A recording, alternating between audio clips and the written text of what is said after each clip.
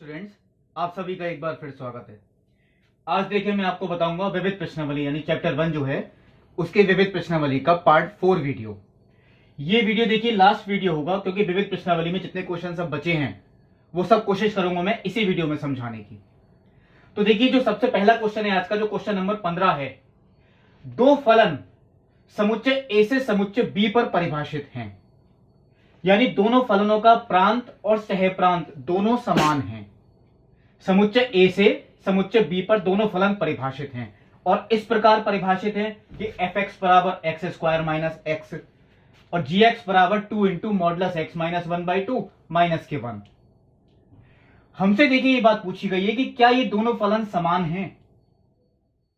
तो ये बात देखिए शायद इस तरीके का कोई क्वेश्चन मेरे ख्याल से प्रश्नावली में भी नहीं था। दो फलन तभी समान होते हैं जब उनके प्रांत समान हो, जब उनके सह प्रांत समान हो और इनका परिसर भी समान हो। परिसर समान का मतलब यह है जब भी हम यहां प्रांत के अवयव रखेंगे तो जो आपके उत्तर निकल के आएंगे वही उत्तर इसमें भी आने चाहिए, यानी उन अवयवों की जो प्रतिबिंब हैं जो इस फलन में है वही प्रतिबिंब इस फलन में हो। चलिए देखते हैं ये बात कैसे प्रूफ होती है, हम चेक करके देखते हैं। हमें देखिए प्रांत के अवयव, प्रांत तो आपका देखिए ये दे रखा है, तो हमें एक एक करके प्रांत के सारे ही अवयव लिखने पड़ेंगे। -1 0 पे निकालना है, फिर 1 का प्रतिबिंब क्या है और फिर 2 का प्रतिबिंब क्या है। चलिए चेक करके देखते हैं। अगर हम -1 रख के देखते हैं तो -1 मुझे यहां भी रखना पड़ेगा। -1 का स्क्वायर 1 माइनस एक्स का मान कितना है -1। ये देखिए 2 आता है, यानी -1 का संबंध किससे है 2 से, तो -1 का जो प्रतिबिंब है -1 का प्रतिबिंब वो 2 है। अब चलिए 0 के लिए चेक करके देखते हैं। 0 का स्क्वायर 0 माइनस 0 ये इक्वल टू 0 होता है, यानी 0 का प्रतिबिंब वो 0 ही है। 1 का चेक करके देखते हैं तो 1 का स्क्वायर 1 माइनस 1 इक्वल टू 0, यानी 1 का प्रतिबिंब 0 है। और जो 2 का प्रतिबिंब है 2 का square 4 minus 2 is equal to 2, तो 2 का प्रतिबिंब है वो कितना है 2। चलिए मैंने ये बात देख ली। एफ के हमने जितने भी अवयव थे यानी प्रांत के जितने भी अवयव थे वो सब हमने निकाल लिए और उनके प्रतिबिंब वो देखिए -1 का संबंध 2 से, 0 का संबंध 0 से, 1 का संबंध 0 से, 2 का संबंध 2 से। चलिए एक बार ये भी चेक कर लेते हैं आपके रिवीजन के लिए कि ये फलन एकेकी है या बहुएकी, आच्छादक है या अंतःक्षेपी है। देखिए -1 और 2 दोनों का ही प्रतिबिंब समान है, तो ये बात तो यही प्रूफ हो गई। इसका मतलब ये फलन एकेकी है ही नहीं, ये कैसा फलन है बहुएकी। ये तो इससे भी प्रूफ हो गया क्योंकि 0 का संबंध 0 से है और 1 का संबंध भी किससे है 0 से, यानी ये फलन कैसा है बहुएकी। अब देखिए आच्छादक है या नहीं। यहां पे देखिए केवल 0 और 2 यही दो संख्याएं ऐसी हैं, सह प्रांत की केवल 2 ही अवयव ऐसे हैं जो प्रांत से संबंधित हैं। बाकी के जो ये 2 अवयव बचे ये तो प्रांत से संबंधित हैं ही नहीं। इन्हीं दोनों का संबंध केवल प्रांत से है, बाकी दोनों तो देखिए किसी का इनका संबंध किसी से नहीं है। इसका मतलब अगर सह प्रांत का प्रत्येक अवयव प्रांत से संबंधित नहीं है तो ये फलन आच्छादक नहीं अंतःक्षेपी होगा। अब चलिए मैं इसका भी चेक करके देखता हूं। फलन जी के लिए प्रांत तो क्योंकि यही है -1 0 1 और 2, इनके प्रतिबिंब क्या आते हैं, चलिए वो इसमें परिभाषा जो दे रखी है उससे निकालने हैं। यानी कि 2 इंटू मॉडुलस के अंदर देखिए x का मान मैंने -1 रखा, तो -1 माइनस 1/2 माइनस के 3/2 माइनस के 1। अगर हम इसे सॉल्व करते हैं तो इसका मॉडुलस तो देखिए 3/2 ही आएगा। 2 से 2 कैंसिल, 3 बचा, 3 माइनस 1 वो 2 आ गया। अगर हम 0 पे निकालते हैं 0 माइनस 1/2 माइनस के 1, तो ये माइनस के 1/2 ही बचा, उसका मॉडुलस प्लस के 1/2, 2 से 2 कैंसिल 1 और 1 माइनस 1 कितना हो गया 0।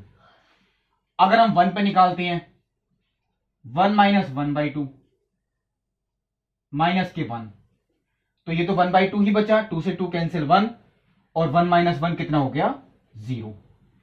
अब निकालते हैं 2 पर, 2 माइनस 1/2 माइनस के 1, तो ये 3/2 बचा, 2 से 2 कैंसिल, 3, 3 माइनस 1 2 हो गया। देखिए जितने भी अवयव थे उन सबके प्रतिबिंब देखिए बिल्कुल इसी क्रम में हैं, यानी सबके प्रतिबिंब समान हैं। -1 का प्रतिबिंब यहां भी 2 है, यहां भी 2 है, 0 का प्रतिबिंब यहां 0 है, यहां भी 0 है, 1 का प्रतिबिंब यहां 0 है, यहां भी 0, और 2 का प्रतिबिंब यहां 2 है और यहां भी कितना है 2।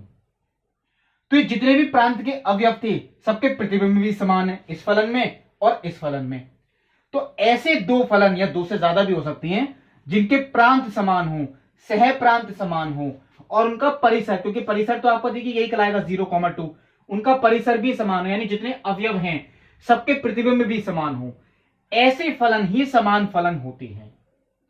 यही मुझे इस क्वेश्चन में बताना था, यानी दो फलन जब समान होते हैं तो ये किस तरीके से प्रूव करें, ये आपको देखिए इस क्वेश्चन में बताना है।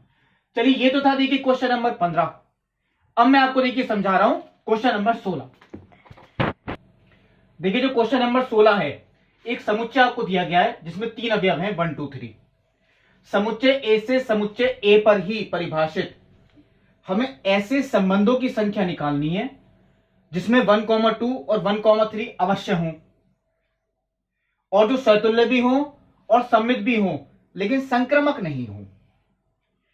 ए से ए पर परिभाषित संबंधों की संख्या, ए से ए का मतलब चलिए मैं आपको एक बार बता देता हूं, फिर यह आपका रिवीजन ही होगा। जो हम संबंध निकालते हैं, देखिए संबंध कौन से होते हैं, किसी समुच्चय से दूसरे समुच्चय पर परिभाषित जब इनका हम कार्तीय गुणन करते हैं, यानी कि a इंटू ए, इनकी जो उप समुच्चयों की संख्या होगी। पहले तो चलिए मैं आपको a इंटू ए का ही मान बताता हूं, क्योंकि ये बात तो आपको देखिए 11वीं क्लास का रिवीजन है। a इंटू ए में देखिए टोटल 9 क्रमित युग्म होंगे, क्योंकि a में 3 है और ये भी 3, तो 3 गुणा 3 कितने होंगे 9। किस तरीके के, पहले 1 के साथ हमने 1 लिया, ये हो गया 1,1, 1 के साथ हमने 2 लिया, ये हो गया 1,2, 1 के साथ 3 लिया, ये हो गया 1,3। देखिए ये बात आप लोग 11वीं में पढ़ चुके हैं, ये कहलाता है दो समुच्चयों का कार्तीय गुणन।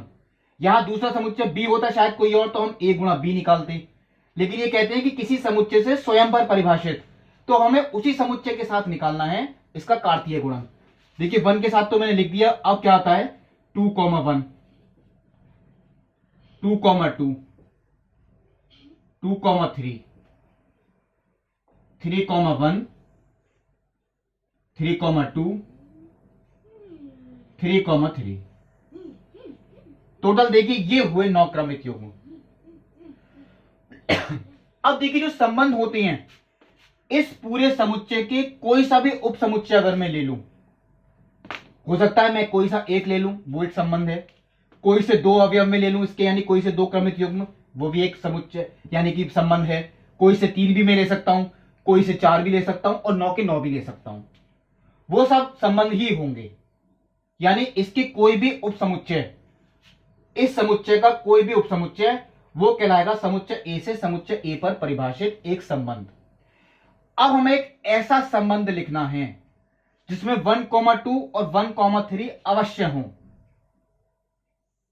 जो स्वतुल्य हो और सम्मित हो लेकिन संक्रमक नहीं हो।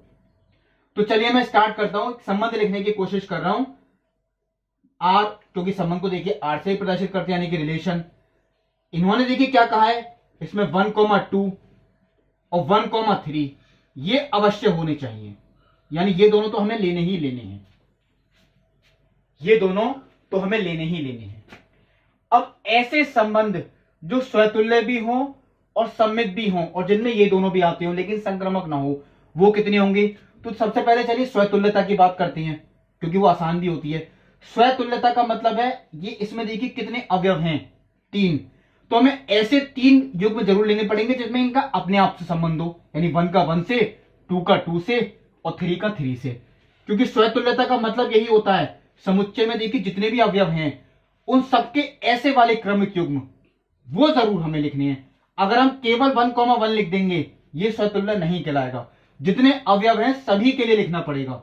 यानी मुझे 2,2 भी लिखना है और 3,3 भी लिखना है। अगर मैं 3,3 नहीं लिखूं तो भी नहीं चलाएगा, क्योंकि इसमें 3 अवयव हैं, तो ये तीनों तो मुझे लिखने ही है।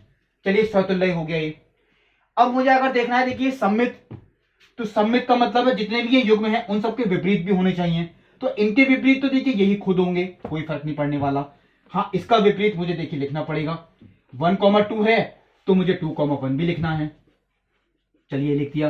1,3 है तो 3,1 भी लिखना पड़ेगा मुझे। अब ये सम्मित भी हो गया, क्योंकि इनके विपरीत तो यही होंगे खुद। अब आती है संक्रमक की बात। संक्रमक का मतलब क्या है? 1 का संबंध 2 से और 2 का संबंध 1 से, यानी ए का संबंध बी से और बी का संबंध सी से, तो ए का संबंध सी से होना चाहिए, वो तो ऑलरेडी है इसमें, यानी ये तो चलो करता है संक्रमक की बात पूरी। 1 का संबंध 3 से, 3 का संबंध 1 से, तो 1 का संबंध 1 से, ये भी चलिए करता है पूरी। एक तरीके से मुझे और देखना है, अगर मैं इसे पहले लेता हूं, 2 का संबंध 1 से, 1 का संबंध 2 से, तो 2 का संबंध 2 से होना चाहिए, वो भी है, ये तो संक्रमक है। 3 का संबंध 1 से, 1 का संबंध 3 से, तो 3 का संबंध 3 से, ये भी है, यानी ये तो संक्रमक है। जबकि हमें चाहिए कैसा? जो संक्रमक नहीं हो। हमें ऐसा देखिए चाहिए जो स्वतुल्य हो, सम्मित हो, लेकिन संक्रमक नहीं हो, लेकिन ये तो संक्रमक है। इसका मतलब मुझे अपनी तरफ से कोई एक युग्म इसमें बढ़ाना पड़ेगा। कौन सा रहता है? 2,3 रह गया। अगर 2,3 है तो सम्मित तो देखिए हमें चाहिए, तो मुझे 3,2 भी लिखना पड़ेगा। ये तो फिर देखिए सारे ही हो गए। इसका मतलब ये अब भी शायद संक्रमक ही होगा, आप लोग चेक करके देख सकते हैं। देखिए 2 का संबंध 3 से, 3 का संबंध 1 से, तो 2 का संबंध 1 से, वो तो ऑलरेडी है। 3 का संबंध 2 से, 2 का संबंध 1 से, तो 3 का संबंध 1 से, ये तो देखिए संक्रमक है।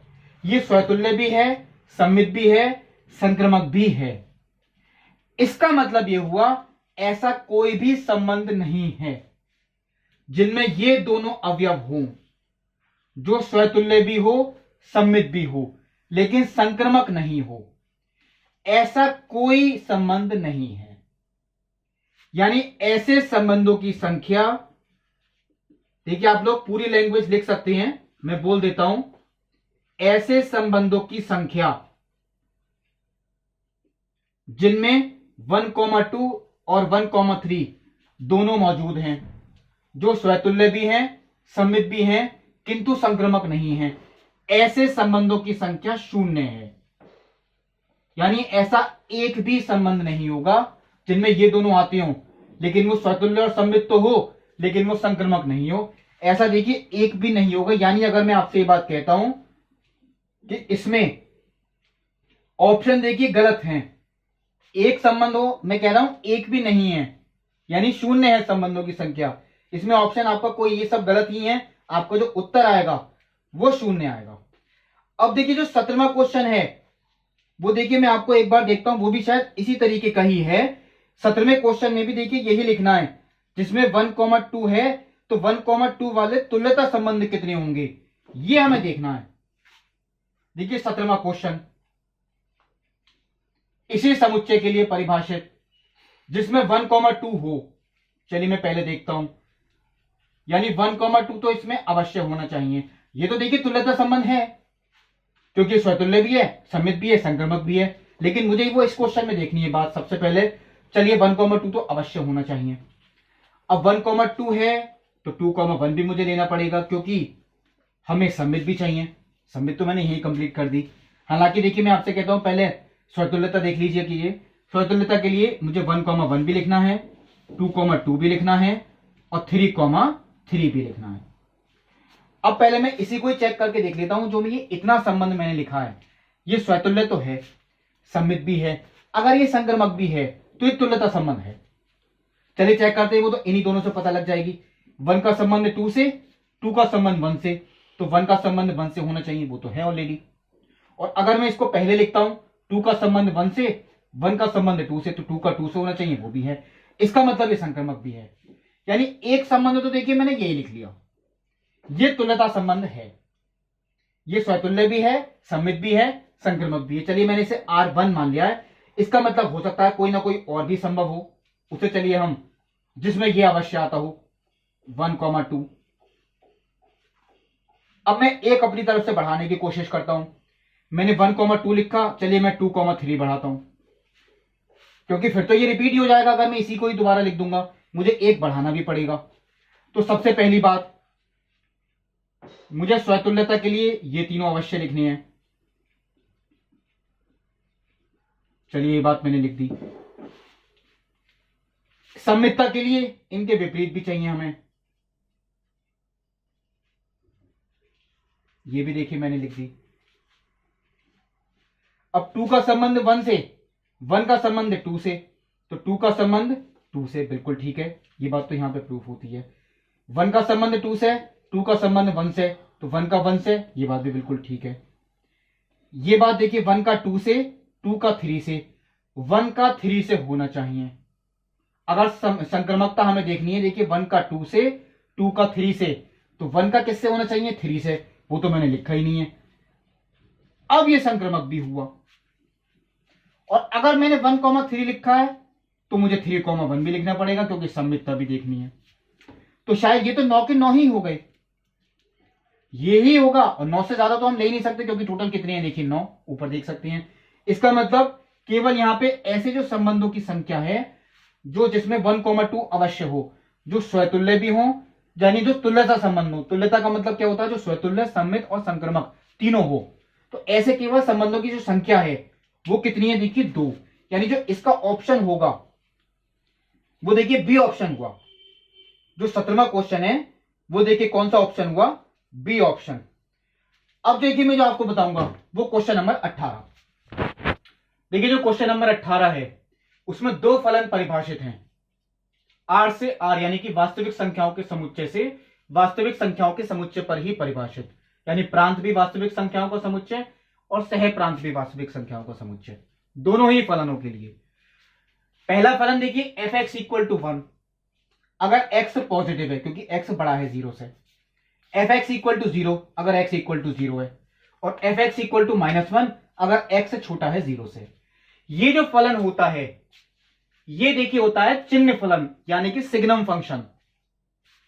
ये जो फलन होता है यानी कि चिन्ह फलन, सिग्नम फंक्शन, इसे हम इस तरीके से भी परिभाषित करते हैं।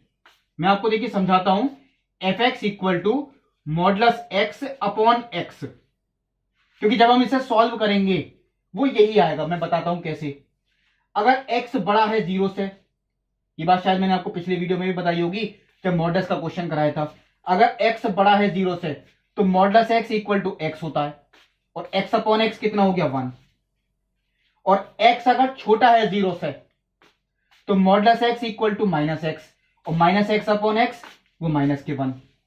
और x अगर इक्वल टू 0 है तो वो 0/0 भले ही वो अपरिभाषित होगा, लेकिन वो हम अपनी तरफ से ही लिखेंगे। अगर x = 0 है तो f(x = कितना है? 0, क्योंकि वो 0 पे यहां से अगर निकालते हैं तो वो अपरिभाषित हो जाएगा। ये दोनों कंडीशंस देखिए इससे ही निकल आएंगी। ये तो देखिए पहला फलन दे रखा है, यानी कि सिग्नम फलन, चिन्ह फलन। दूसरा है महत्तम पूर्णांक फलन। ये शायद आपको मैं बता चुका हूं, इसका उत्तर हम किस तरीके से निकालते हैं।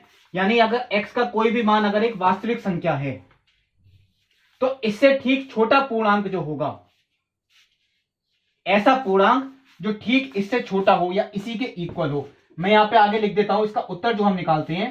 यानी हमें ऐसा पूर्णांक निकालना है जो इससे छोटा हो या इसी के इक्वल हो। कैसे? मैं आपको चलिए एक एग्जांपल देता हूं, शायद मैंने पहले बताया होगा। मान लीजिए यहां पे 3.5 है, तो 3.5 एक वास्तविक संख्या है, पूर्णांक तो नहीं है। तो 3.5 से ठीक छोटा पूर्णांक कौन सा होगा? 3, वो इसका उत्तर आएगा। और अगर ये मान लीजिए है 3 खुद, या 4 है, या 5 है, तो वही पूर्णांक उत्तर आएंगे। 3 है तो 3 उत्तर आएगा, क्योंकि यहां इक्वल टू का साइन भी है। 4 है तो क्या आएगा? 4। 5 है तो क्या आएगा? 5। लेकिन अगर वास्तविक है तो इससे ठीक छोटा पूर्णांक जो होगा वो उत्तर आपका आएगा। अब हमें देखिए देखना है, एक अंतराल आपको दे रखा है। मैं यहां पे देखिए लिखता हूं कौन सा अंतराल है, 0 से लेकर 1 तक। ये फलन संपाती हैं या नहीं है? संपाती का मतलब देखिए वही होता है समान। इस अंतराल में दोनों फलन संपाती हैं या नहीं है? अब इस अंतराल में तो देखिए अलग अलग संख्याएं, बहुत संख्याएं होंगी। 0 से 1 के बीच में बहुत होती हैं, 0 खुद भी लेनी है क्योंकि यहां बड़ी ब्रैकेट है, 1 भी लेना है, और 0 से 1 के बीच की भी लेनी है। तो मैं देखिए इसे स्थिति के हिसाब से करता हूं। इसे देखिए मैं पहली स्थिति मानता हूं। अगर x इक्वल टू 0 है, मैंने पहले x इक्वल टू 0 लिया, चलिए मैं इसे अंडरलाइन कर देता हूं। यह आपकी देखिए पहली स्थिति है कि 0 के लिए दोनों समान है या नहीं। अगर हम 0 पे देखते हैं तो देखिए f0 का मान, यानी अगर x इक्वल टू 0 है, वो तो यही है, तो f0 का मान वो कितना हो गया 0, क्योंकि अगर x इक्वल टू 0 है तो f0 इज इक्वल टू कितना हो गया 0। और अगर हम यहां पे देखते हैं कि फलन g का मान 0 पे कितना है, वो देखिए मुझे इस तरीके से लिखना पड़ेगा। अब 0 खुद पूर्णांक है, और मैंने आपको अभी बात बताई थी अगर ये खुद पूर्णांक होगा तो इसका यही उत्तर आएगा। इसका मतलब स्थिति 1 के लिए यह बात बिल्कुल सही है। जो स्थिति 1 है उसमें 0 का प्रतिबिंब दोनों के लिए समान है। अब मान लीजिए स्थिति 2 है,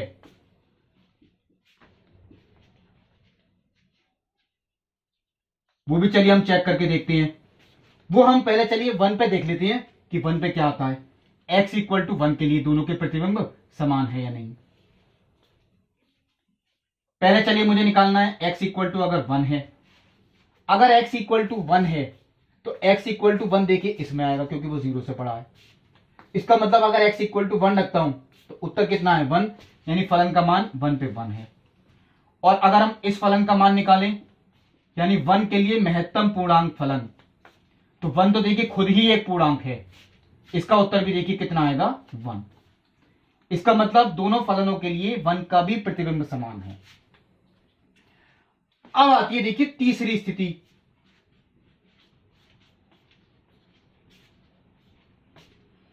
वो कौन सी स्थिति बची? वो देखिए वो स्थिति बची जो 0 से 1 के बीच की संख्याएं हैं। 0 हम ले चुके, इक्वल टू का साइन नहीं आएगा।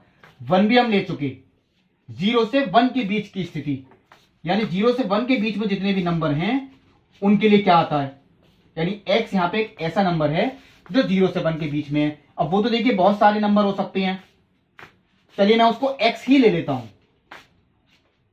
मैंने उसको x ही लिखा रहने दिया। यहां पे x एक ऐसा नंबर है जो 0 से 1 के बीच में, जैसे 0.1, 0.2, 0.3 ऐसे अनंत होंगे।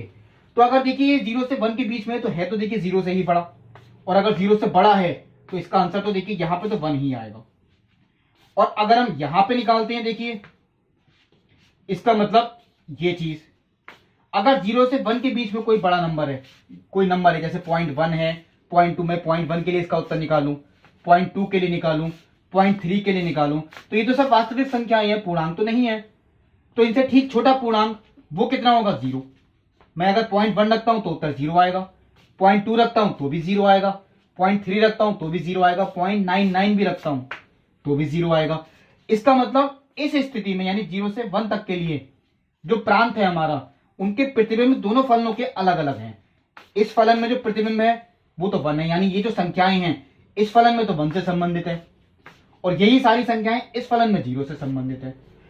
इसका मतलब ये फलन संपाती नहीं है। ये 0 पे देखिए समान है प्रतिबिंब, 1 के लिए समान है, लेकिन केवल ये कंडीशन ऐसी है। ऐसे बहुत सारे नंबर होंगे जिन पे देखिए इनके प्रतिबिंब समान नहीं है। इसका मतलब ये दोनों इस अंतराल में संपाती नहीं है। ये देखिए हुआ क्वेश्चन नंबर 18। अब देखिए क्वेश्चन नंबर 19। देखिए जो क्वेश्चन, ये लास्ट क्वेश्चन है 19। एक समुच्चय आपको दिया गया जिसमें केवल 2 अवयव हैं, ए और बी, और आपसे देखिए ये बात पूछी गई है, इस समुच्चय में परिभाषित द्विआधारी संक्रियाओं की संख्या कितनी है। इस समुच्चय में ऐसी कितनी द्विआधारी संक्रियाएं जो परिभाषित कर सकते हैं हम। तो देखिए सबसे पहले मैं एक बात आपको बताता हूं, द्विआधारी संक्रिया भी एक प्रकार का फलन ही होता है। ये जो द्विआधारी संक्रिया आपको बताया गया टॉपिक, ये भी एक प्रकार का फलन ही होता है। जो किस प्रकार का फलन होता है, मान लीजिए कोई भी समुच्चय आपको दे रखा है, तो a इंटू ए से a पर परिभाषित, a इंटू ए यानी 2 समुच्चयों का कार्तीय गुणन, वो तो इसका प्रांत है, और जो इसका सह प्रांत है वो खुद यही समुच्चय है। तो a इंटू ए से a पर परिभाषित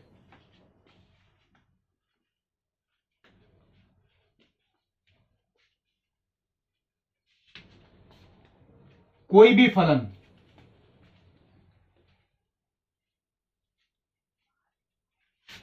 वो होगा देखिए द्विआधारी संक्रिया। अब ये कितनी द्विआधारी संक्रियाएं हो सकती हैं, चलिए मैं एक बार आपसे कहता हूं। मान लीजिए जो समुच्चय आपको दे रखा है ये ए ही समुच्चय है, ए कॉमा बी। मान लीजिए ए बराबर, चलिए मैं आपको समझाने के लिए यहां पूरा ही लिखता हूं, ए बराबर ए कॉमा बी। मैंने दोबारा लिखा ए बराबर ए कॉमा बी। तो जो a इंटू ए का मान हम निकालेंगे, बहुत सिंपल है, तो 11th क्लास का रिवीजन ही हुआ, इससे पिछले क्वेश्चन में मैंने आपको बताया था शायद। तो इसमें देखिए 4 अवयव होंगे, ए कॉमा ए कॉमा बी कॉमा ए और बी कॉमा बी। यानी जो इसका प्रांत हुआ, द्विआधारी संक्रिया का जो प्रांत हुआ वो ये हुआ, और जो इसका सह प्रांत होगा वो खुद यही समुच्चय होगा। जो प्रांत हुआ देखिए वो, चलिए मैं यहां लिख देता हूं प्रांत के अवयव, क्योंकि हम किस तरफ दिखाते हैं, बाईं तरफ। ए कॉमा बी कॉमा ए और बी कॉमा बी। और जो सह प्रांत है वो खुद यही हुआ समुच्चय, यानी कि ए और बी। अब प्रांत के देखिए जितने भी अवयव हैं वो संबंधित तो सह प्रांत के अवयव से ही होंगे। अब वो कितने फलन ऐसे हो सकते हैं जो हम ये दिखा सकते हैं कि वही द्विआधारी संक्रियाओं की संख्या भी होगी। तो देखिए ये जो पहला वाला अवयव है, हम इस अवयव को इन दोनों में से किसी से भी संबद्ध कर सकते हैं। यानी इस अवयव को या तो मैं ए से भी कर सकता हूं संबंधित, या बी से भी कर सकता हूं। तो इसे संबंधित करने की मेरे पास 2 विधियां हैं। ये देखिए मैंने यहां लिख दिया, इसे मैं इन दोनों में से किसी से भी अटैच कर सकता हूं, यानी संबंधित कर सकता हूं। इसका संबंध इन दोनों में से किसी से भी हो सकता है, यानी इसके पास 2 चॉइस हैं, मैंने यहां लिख दिया।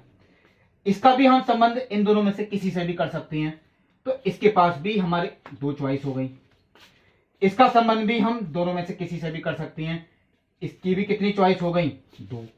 और इसका संबंध भी हम इन दोनों में से किसी से भी कर सकते हैं, इसकी भी कितनी चॉइस हो गई, 2। इसकी देखिए 2 चॉइस, इसकी भी 2 प्रकार हैं, इसके भी 2 प्रकार हैं और इसके भी 2 प्रकार हैं। सारे कार्य हमें ये एक साथ ही करने हैं, क्योंकि फलन तो देखिए तभी होगा जब ये चारों का ही संबंध हो किसी न किसी से। इसका मतलब इसके 2 प्रकार, इसके भी 2 प्रकार, इसके 2 और इसके 2। तो यानी अगर हम कुल प्रकारों की संख्या निकालें, वो कुल संबंधों की ही संख्या निकल के आएगी। और वो कितने हो गए, जब सारे कार्य देखिए एक साथ होते हैं तो सबके बीच में किसका चिन्ह होता है, गुणा का। यानी टोटल संबंधों की संख्या वो 16 हुई। ये देखिए इसका उत्तर मैंने आपको निकाल के दिखा दिया समझाकर। अगर आप ये बात याद रखना चाहते हैं एक सूत्र की सहायता से, तो मैं आपको एक चलिए सूत्र भी सिद्ध करके दिखा देता हूं। इस समुच्चय में देखिए 2 अवयव थे, तो इसमें कितने हो गए, 4। 2 गुणा 2। मैं यहां पे आगे लिखता हूं, देखिए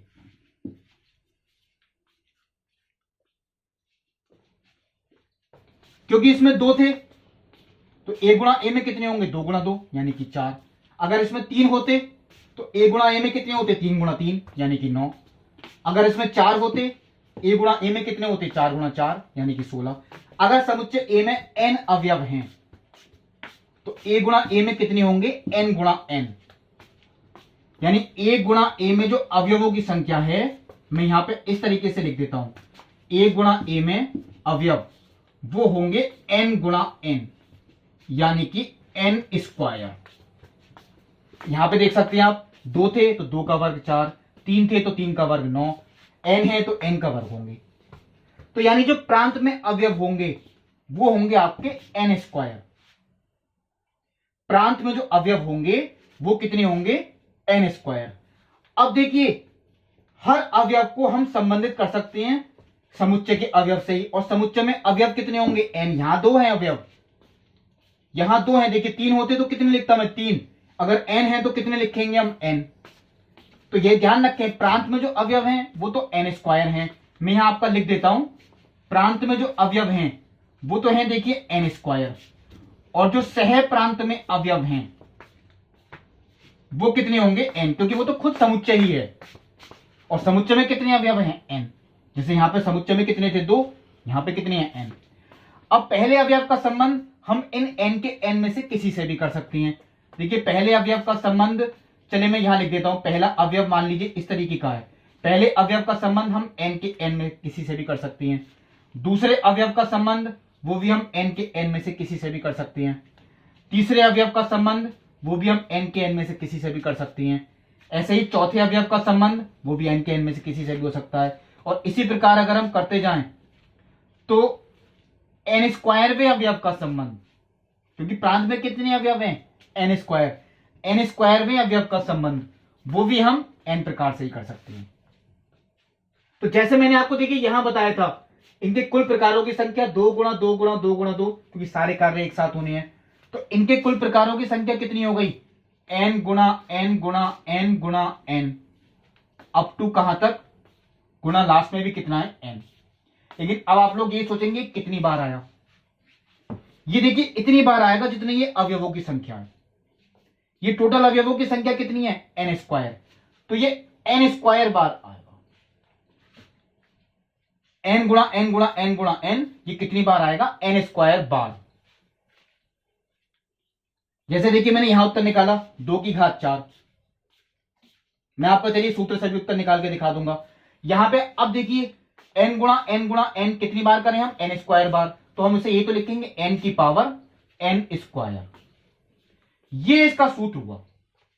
ये आप लोग याद भी रख सकते हैं, अगर किसी समुच्चय में अवयवों की संख्या n है तो उसमें परिभाषित द्विआधारों की संख्या, द्विआधारी संक्रियाओं की संख्या वो होगी n की पावर n स्क्वायर। चलिए इसका उत्तर अगर हम निकालते हैं, यहां समुच्चय में कितने अवयव हैं 2, तो 2 की घात 2 का वर्ग यानी 2 की घात 4, कितना हो गया 16। अगर इसमें 3 अवयव होते तो 3 की घात 3 का वर्ग यानी 3 की घात 9, वो उत्तर आता। ये मैंने आपको देखिए सूत्र बता दिया। तो देखिए जो प्रश्नावली, विविध प्रश्नावली यानी चैप्टर 1 की थी, वो चलिए मैंने आपको बताई। आपका रिवीजन भी देखिए इसमें सारे टॉपिक्स का ही हुआ। फंक्शन यानी कि फलन, संबंध यानी कि रिलेशन, और द्विआधारी संक्रिया यानी कि बाइनरी ऑपरेशन। ये चैप्टर आपका कंप्लीट होता है। अब देखिए जो इससे अगला वीडियो होगा वो शायद प्रायिकता से संबंधित होगा, क्योंकि मैंने देखिए प्रायिकता का रिवीजन एक्सरसाइज जो थी उसका मैंने बाकी के क्वेश्चंस आपको नहीं बता पाया था, वो मैं आपको अगले वीडियो में बताऊंगा। तब तक के लिए नमस्कार।